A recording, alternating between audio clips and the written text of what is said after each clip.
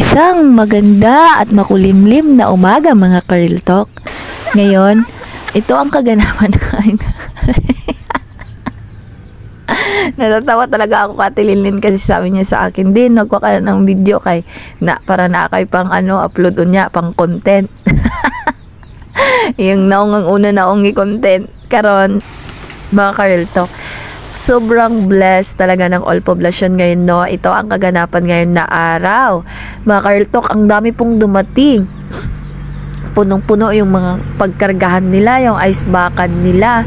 Yung iba ay naghahabo habang ako'y naglalakad. Yung iba naman ay papunta na naman, pabalik na naman sa laot kasi nga gusto nilang mag-backing agad. Yan yung bangka ko mga ka-real talk, bago lang dating, 2 days lang niya. Ayan si Uncle, may pang-ulam na.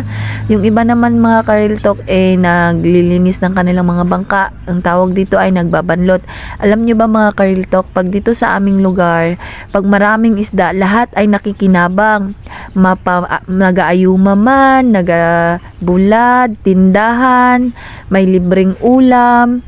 Lahat talaga mga ka-real talk, kahit yung mga nagapasada kasi 'di ba kung may income ka, merong magpa-town, merong magbili ng kanilang mga pagkain doon sa town site. So meron talagang pasahero. Ayan mga ka-real talk, yung iba ay papunta na naman. Bagong dating lang yan sila kahapon, ngayon naman ay papunta na naman.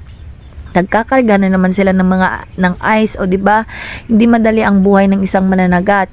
Ang buhay ng isang mananagat ay nakasalalay lang din sa presyo ng isda. Kung marami, bumababa. Kung madalang naman, tumataas. Kaya ito mga ka-real talk, blessing talaga to ngayon sa amin dito sa all poblasyon kasi ngayon lang talaga nagpakuha ng maayos yung bangsi. Hindi tulad last year na yung bangka meron, yung iba wala. Ngayon lang talaga, kaya sobrang happy talaga ng mga tao ngayon dito. Lahat ay busy sa kanya-kanyang trabaho. Wala talagang exempted dito, kahit bata, nagalibor yan sila para may pang-baon sa school. Kasi nga, mas maganda ngayon na walang klase, may makalibor sila. Ay, ambot na lang, oy, yan si Jutjut, sabi niya, tiba din, video, yan talaga ang model ko mga ka-real talk. Di ba, mag-smile pa. Saan ka na naman, Jut? Ano na naman gagawin mo?